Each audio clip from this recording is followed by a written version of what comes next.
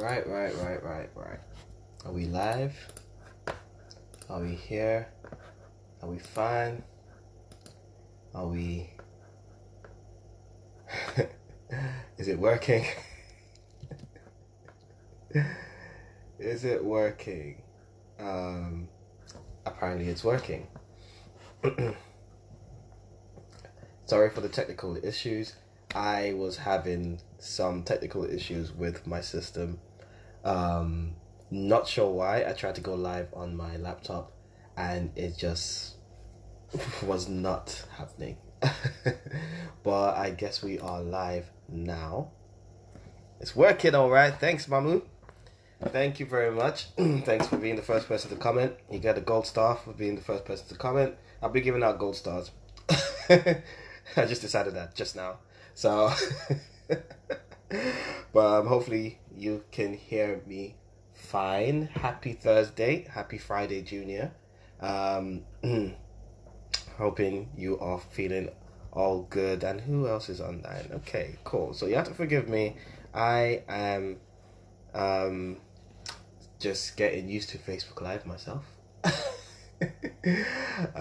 So you have to bear with me in this session. But what we're going to do, we're going to give another couple of minutes to see who's going to jump on, and then we're just going to go straight into it because we are kind of a little late. And make sure you have your workbooks in front of you. This session is going to be a bit more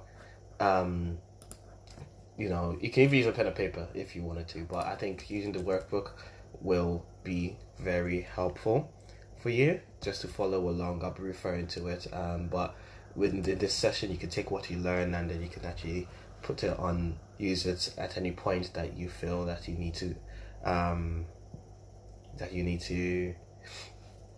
do this again. You can repeat the process whenever you want to and all that kind of stuff. So yeah, I hope you have had a good first day, because this is day 2 of the challenge. I hope the first day was great, and you guys got a lot of value from it. I know Shell knows a lot what she's talking a lot about what she's talking about, so you should probably listen to her. So yeah, but while we're waiting for a couple of people, I will first introduce myself. My name's Demi, and I am a brand strategist, podcaster, content creator, and just a creative that really wants to just help other creatives pursue their passion. That's my thing. And I help purpose-driven people make authentic connections with their audience so that they can stand out, reach their goals, and be happy doing what they're doing, really. And if you are looking for more of the stuff that I do, you can actually go onto my website, demiharper.com, and you can listen to my podcast, which is also on YouTube, which is called the Unstuck Podcast. And it has a lot of practical advice for creatives and people that are entrepreneurs and all that kind of stuff. So we're going to give it one more minute. I'm going to give it till 8:15, and 8:15 on my side. On my side of the world. I'm based in the UK.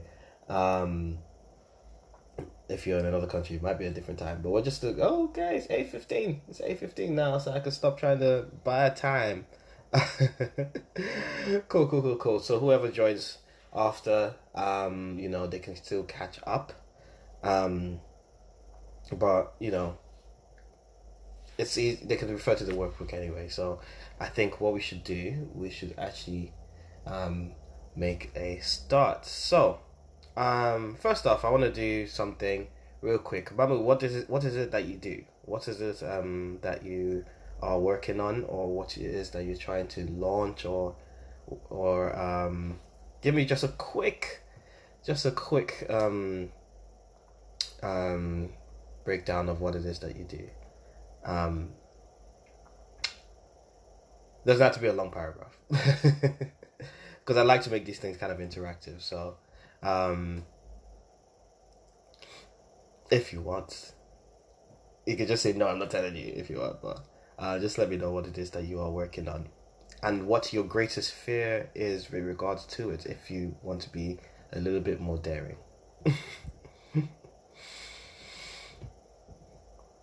and then we will get on to the actual topic at hand.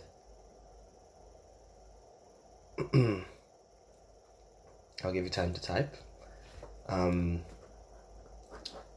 while you are typing, I am going to describe exactly what it is. You are an HR consultant. Great. Awesome. Now, it's and the home baker. Whoa. Come on now. I could do with some cake. I was craving cake yesterday, but I didn't get that. There's actually cake in my fridge, but it wasn't the kind of cake I wanted. What kind of cakes? What kind of things do you bake? I'm just assuming that you bake cake.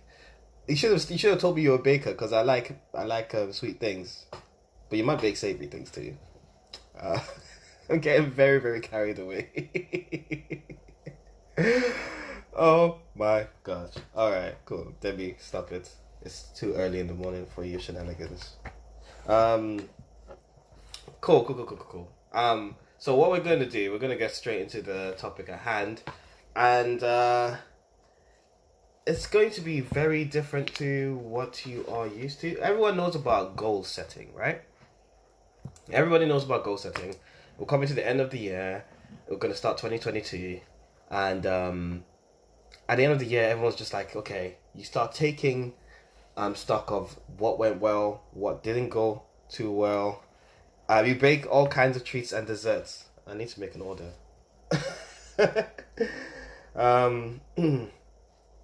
So everyone's used to, doing like goal setting and being like, oh, okay, this what's gone well this year. What will I want to achieve next year?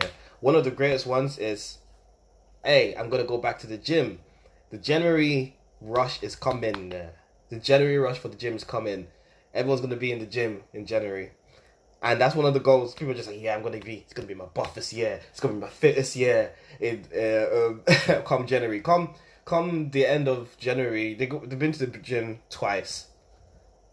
The rest of the year is gonna be the same thing, and they spend like £40 a month or whatever, and they don't go to the gym for the rest of the year, and then they try it again the next year. I'm just taking the piss, but but everyone's used to goal setting. Everyone's like, okay, what are your goals for the next,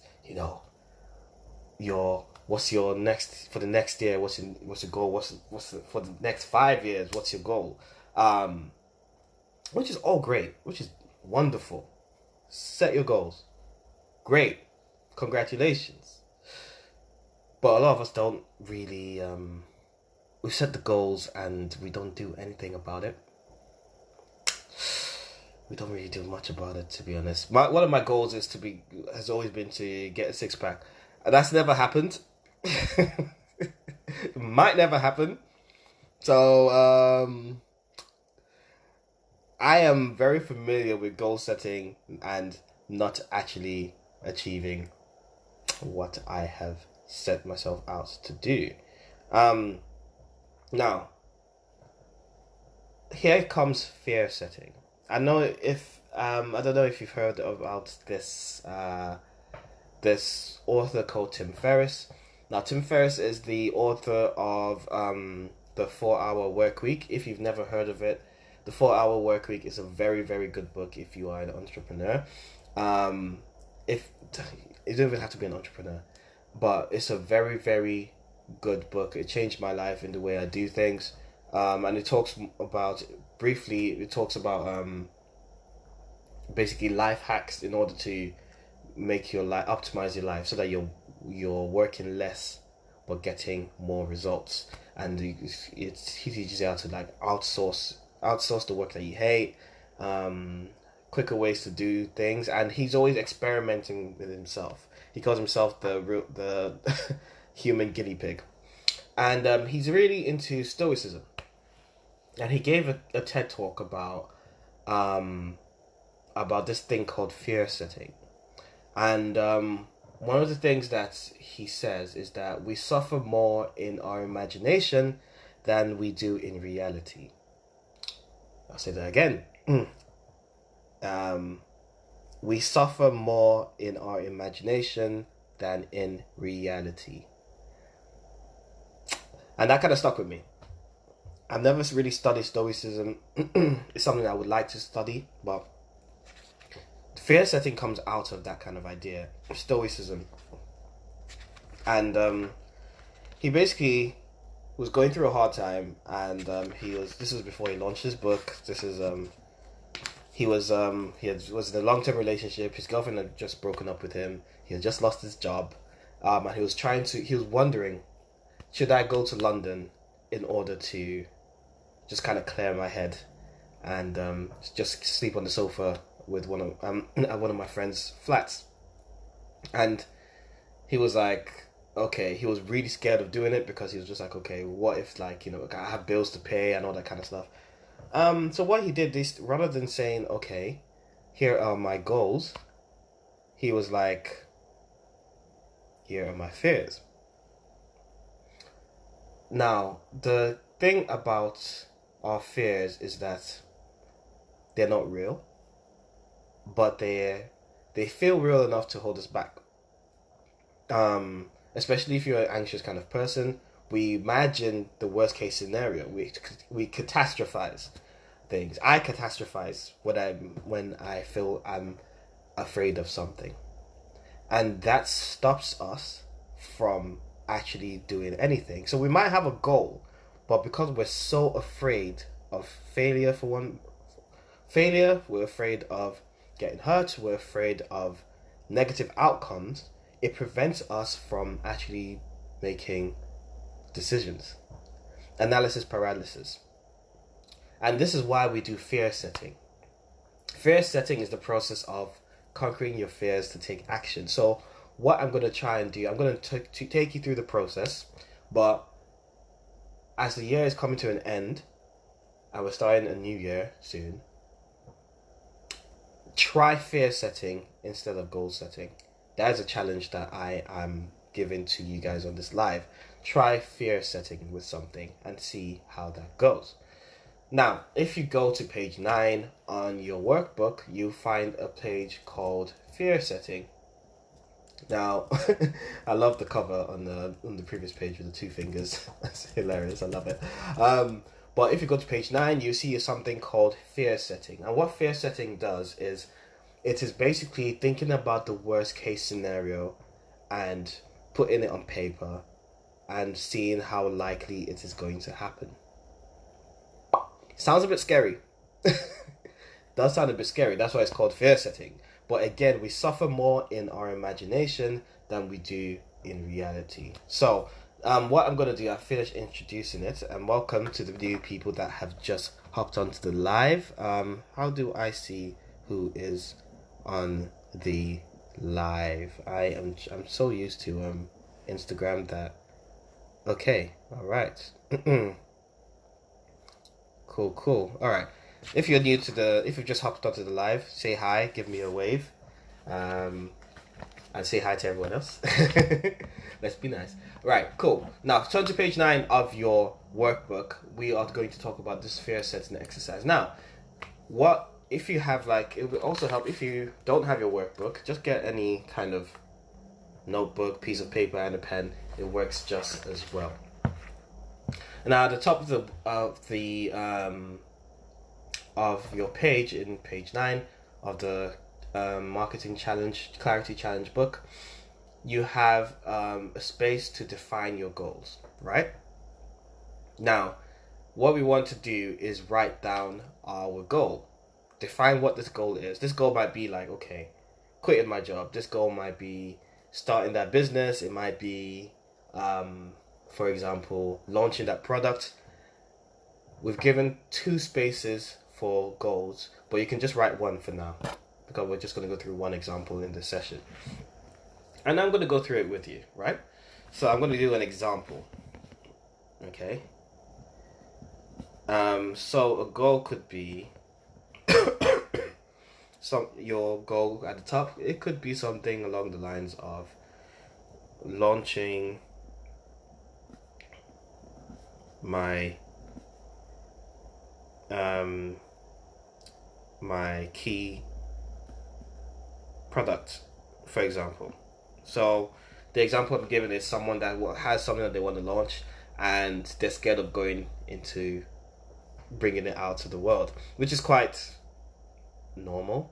A lot of us have ideas, but we're afraid of certain thing, and we just think about it, and it doesn't become a real thing. So at the top of it, define what it is. So if your whole thing is at the moment you're trying to start a new business, you can put that at the top, right? But be specific. So now that we've defined the goal, what we need to do is define the fears. And in the same page, on page 9, you can see that it's broken up into 3 columns, right? But if you are using a notebook, I want you to basically, just as it is in the workbook, write down 3 columns. And the first one being define, the second one being prevent, and the third one being repair. So, define means that you are defining the worst case scenario. And so first we define the goal. Now we need to define the worst case scenario. And what I mean by this is, the worst case scenario. There's not much explanation to go to say. The worst case scenario of when you think about that goal that you're trying to set, Now, if we go to the define column, when you before you define what the worst case scenario is, I want you to give it a number. We're going to give these numbers, right? So the first fear, write down the first fear to do with that goal. So again, if it was we're using the example of launching my key product, a fear might be, I'll run out of money. That's like in the scenario that the person isn't working, for example. So I'm gonna make it launch my key product and quit my job, just to make it a bit more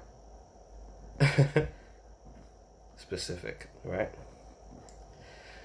So if the person wants to launch their key offering and quit the job, one of the things that they're afraid of is that they're going to run out of money, which is very real. This is one of the main fears that people face. So number 1 is they'll run out of money, right? And then we're also going to write as many fears as possible, but leave some space underneath it. Because we're going to refer to that number in the following columns, right?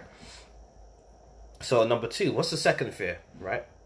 So the second fear of someone launching the key product and quitting their job is is nobody will buy it. That's also a very legitimate fear. So nobody will buy it. Nobody will pay for what you have to offer. A lot of the time we look at ourselves and we're like, why would people buy from us? Very legitimate fear, right? So let's put another one. Let's do 3 for today. Hopefully you guys are following, but if you're not, just let me know. So the third fear to launching my key product and quitting my job is my family won't understand. Wow, I'm going for the juggler here. See, now, this person is afraid of their family, what their family would say. Sometimes we want to make certain decisions.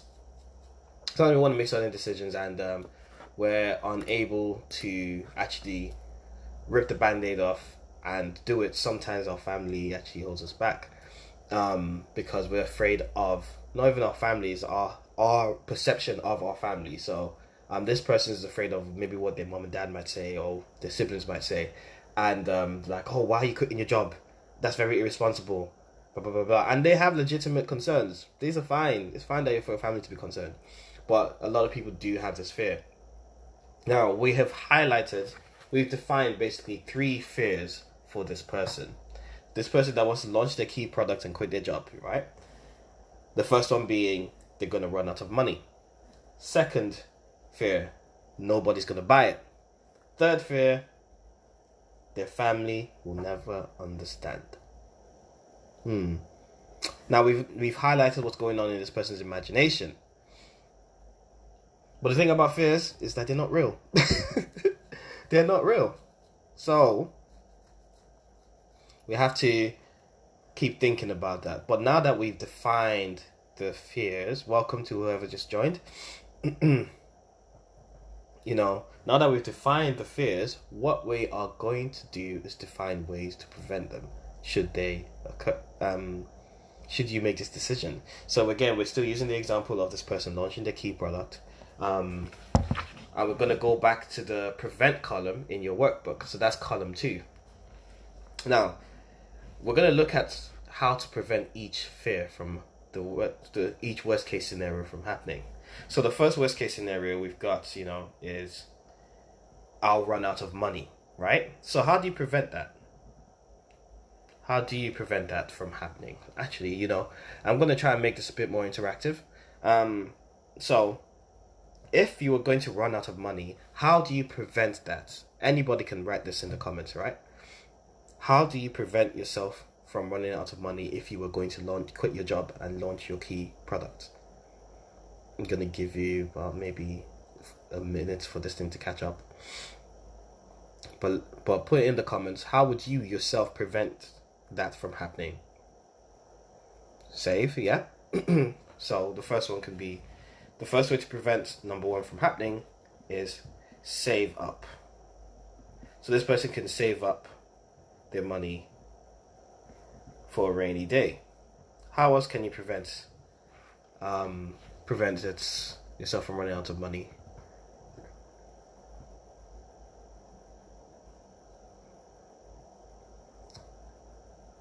How else?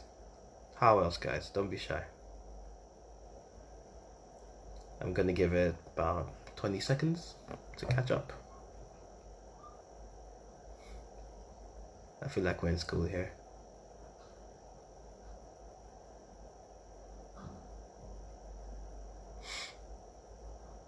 Come on. No? Borrow. You can also borrow. Yep.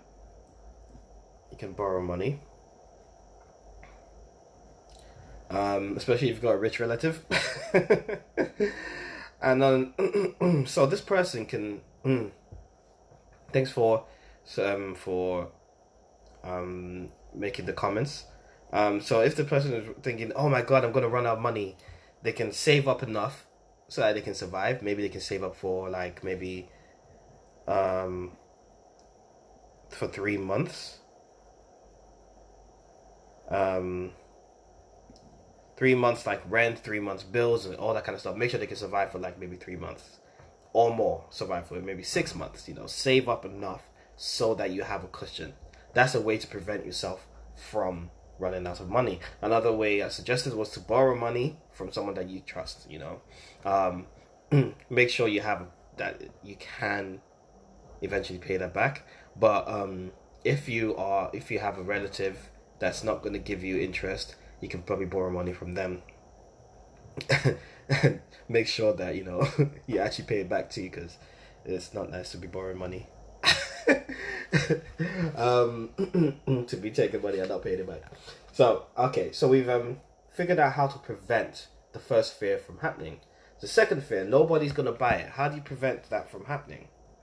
How do you prevent nobody from buying your product? Maybe you do the marketing so people know about it, right? So one way of preventing that is do the marketing, right?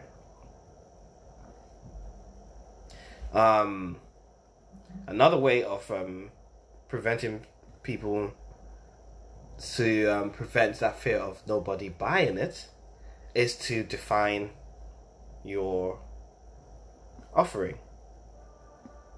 So you can speak to a professional, you can speak to a coach. I'm going to put speak to a coach as well as the third point.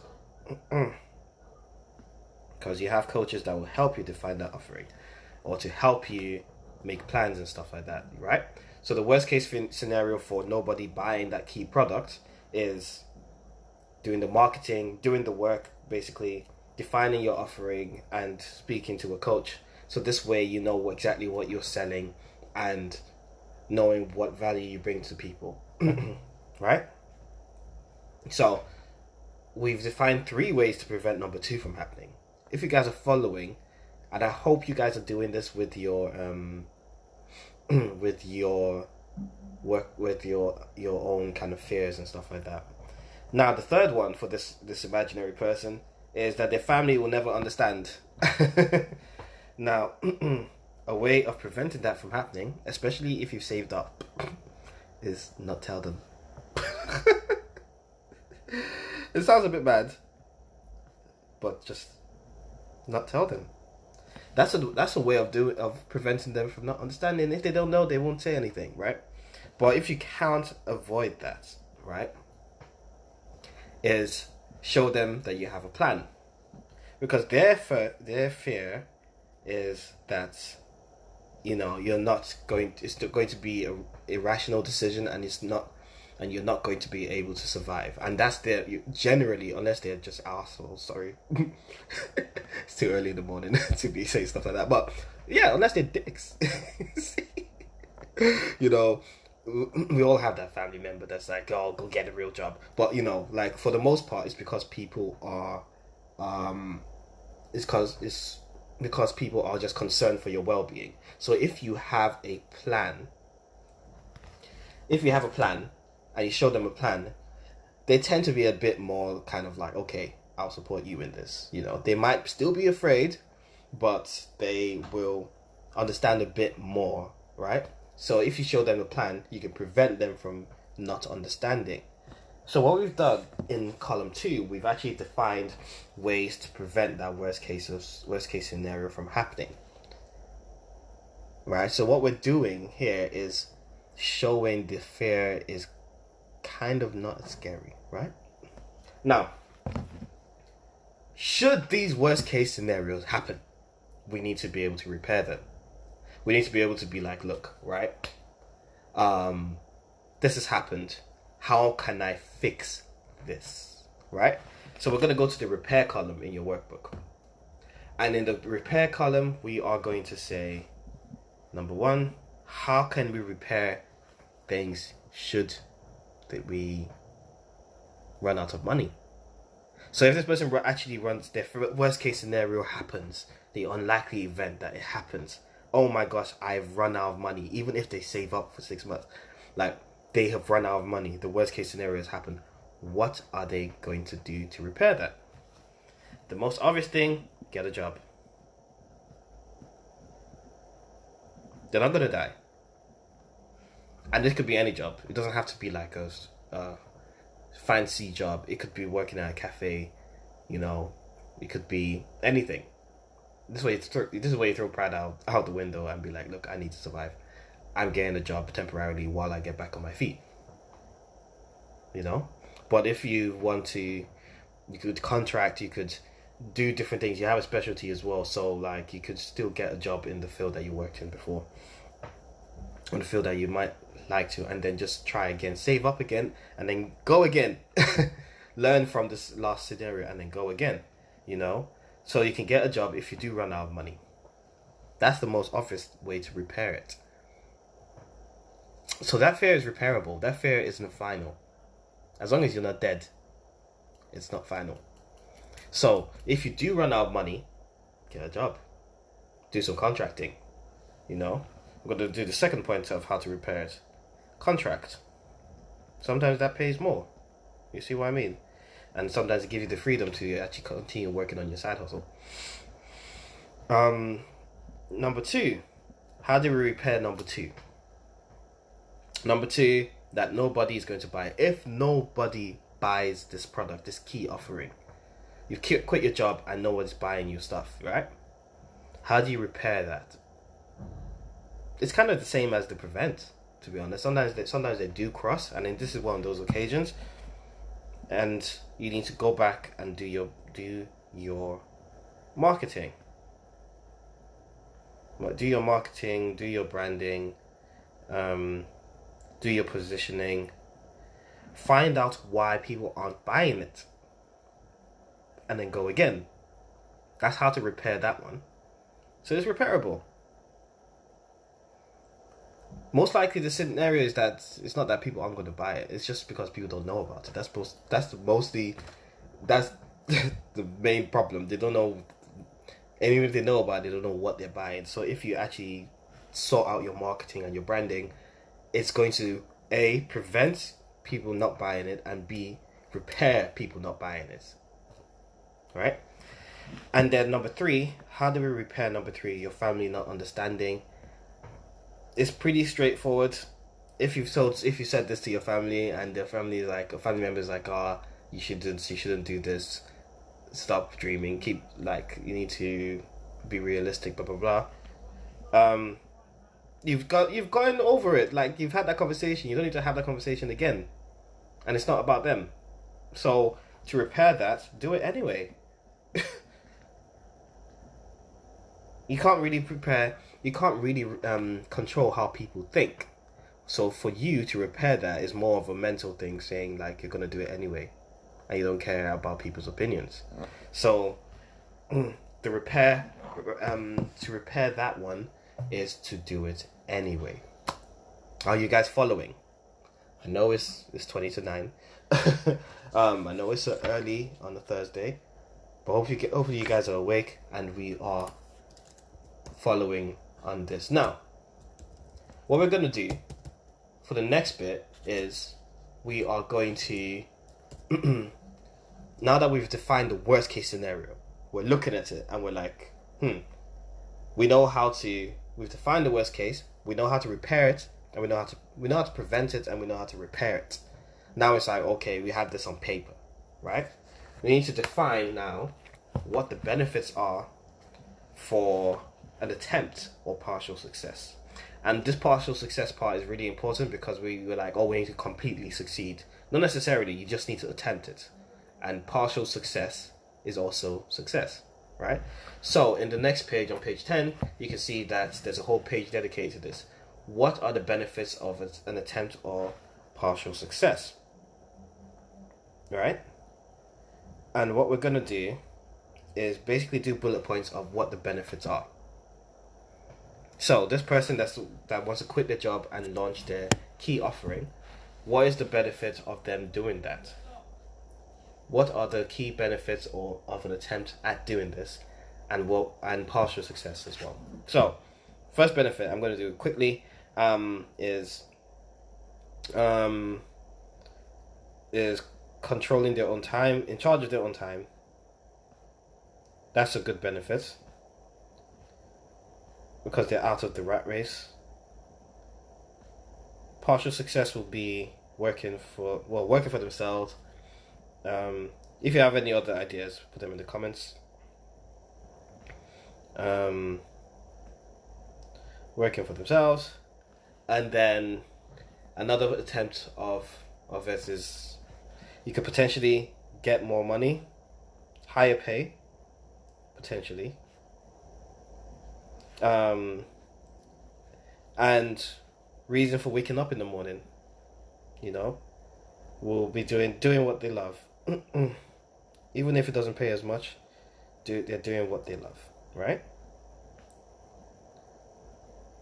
They are doing what they love. So that's 4 bullet points I've put for this person that wants to launch their product. They're going to be in charge of their own time. They're going to be working for themselves. They're going to be paid more, potentially. And even if they don't get paid more initially, they're doing what they love. These are the benefits of actually taking action. And you can write as much as possible. Like, normally, this is probably the easier part. Like, we're really good at talking about the good things that will happen, So, potentially, this person might actually be happier. They might be earning more. They'll have more time. So sometimes it's like, I'm going to have more time for my family. Perhaps you have kids. You want to spend more time with your kids. This can potentially give you the space to do that, Okay. So, on page 10, write as many benefits as you can for taking action and chasing this goal. And then, for the sake of time, we are going to go into page 11 of your workbooks. And page 11 is split into 3 columns again, like in page 9. But we are going to talk about the costs of inaction. So if you don't take action, what are the costs? Yeah. So if we're going to go to the page 11, and if you're using the notebook, just do a header saying costs of inaction, right? So if you don't actually do anything, again, before we talked about, people saying that they want to do something and never doing anything, like the gym, for example, like going to the gym. What if I don't go to the gym? What are the costs of not going to the gym and getting exercise? If you see what I mean, I should probably do this for the gym. So this thing is split up into 6 months, 1 year, and 3 years. So first column, we're gonna do 6 months. Second column, we're gonna do 1 year. And third column, we're gonna do 3 years. Sorry that I'm clearing my throat. I'm recovering.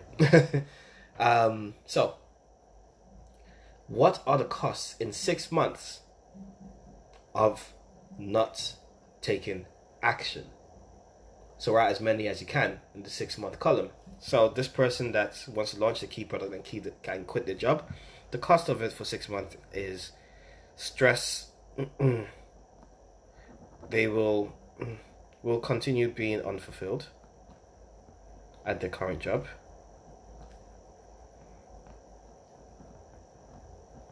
They will, someone else will do the same thing, and when you think of an idea and someone else does it before you, and you're like, oh my god, I should have done that. That's what I'm referring to. The cost of inaction of not launching your product, not fulfilling your potential.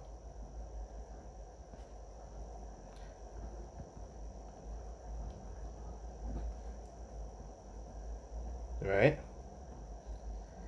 Okay, and then also in 6 months, keep waking up. Maybe this person gets depressed at their job. When you wake up and you're like, it's like that, Keep waking up depressed at their job. That could be a cost of inaction. Again, not make us, okay, we've got like 4 points, so I'm going to leave it there. So we have 4 costs of inaction in 6, and then in the 6 month column. In 1 year, what could that look like? In 1 year, if they don't launch a key product and quit the job, they will be uninspired at their current job.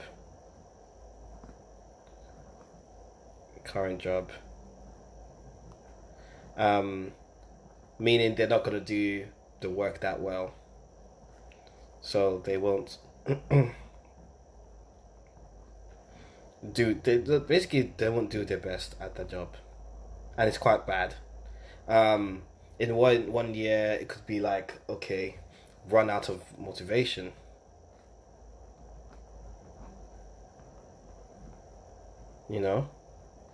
Analysis paralysis.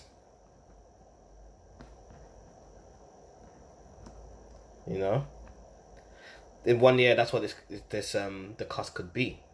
And this thing could be emotional, it could be physical, it could be financial.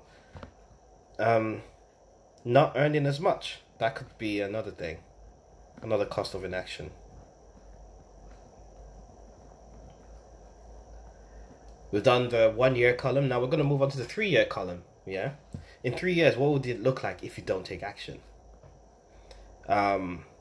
Just be miserable. Always wondering what if.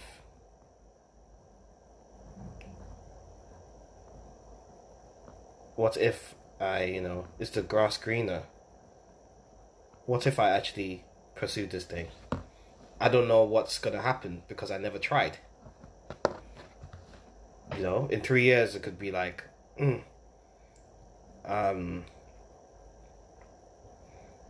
I could get a new job, but keep job hopping. but it's still going to be the same thing. It's the cycle. You know, you can still be in that cycle of getting jobs and being unfulfilled. So we've highlighted the cost of inaction if you don't make a decision. 6 months, this person will be unfulfilled. Someone else will be doing the same thing and being successful. They're not going to be fulfilling. They're not going to be fulfilling their potential. They're going to keep waking up depressed. In 1 year, it could look like this. They could be continue being uninspired at the current job, and they're not doing their best at that job because they're uninspired. They could run out of motivation. They could have analysis paralysis. They could be not earn as much as they actually could if they actually did their own thing. In 3 years, they could always wonder what if, and they can keep going to the next job, and repeating the cycle of not actually making a decision about this. This is how fear setting works, because we've defined the fear and we've talked about what the fear is, right? And then we've talked about how to prevent it and repair it. Then we've talked about what could we gain by taking action. And these things are very, very good. Yeah? Demi, you're shouting at me. Good! It's good that I'm shouting at you. I hope you're listening. So the benefits of we've highlighted the benefits of taking action. Right? And then we talked about what will happen if you don't do anything. If you don't do anything, all these things could happen. And the whole point of this is that we've highlighted all these things because we want to weigh the cost of inaction with the cost of action. Normally, what we would actually do is you'd give these things points. So you talk about how it affects your life on a scale of 1 to 10. So the fears, how heavy are the fears? How are they going to affect your life? It could be like a 5, it could be a 6, it could be a 7, blah, blah, blah, out of 10. But then the benefits, you do the same thing. And you'll be like, how would that affect your life? You know, scale of 1 to 10. And then you start realizing that the benefits outweigh the fears. And that's what's powerful about fear setting, is that, yes, goal setting is great and everything, but it can become a bit lofty. And it's not very, you don't have much of an emotional connection to it, because you're just doing, okay, I want to reach this by then. But how are you going to do that? The fear setting talks about the worst case scenario. That's what stops us from making our decisions. It's the worst case scenario. So when you talk about the worst case scenario and you're like, oh, actually, this is actually unlikely to happen, but you're more likely to get benefits from taking the decision, it's a bit of a no-brainer. You're like, it's obvious what I need to do. I need to make a decision, but I also need to make sure that the worst case scenario doesn't happen. And that's what fear setting is. Like I said at the beginning, we suffer more in our imagination than in reality. The worst case scenario probably won't happen, and if it does, you're not going to die. It's repairable. You can repair it.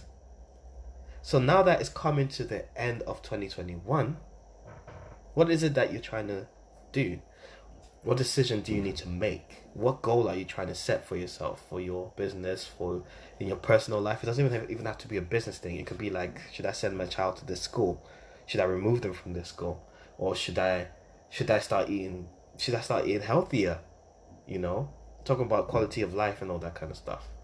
It could also be that, you know, what are your fears behind having a healthier lifestyle?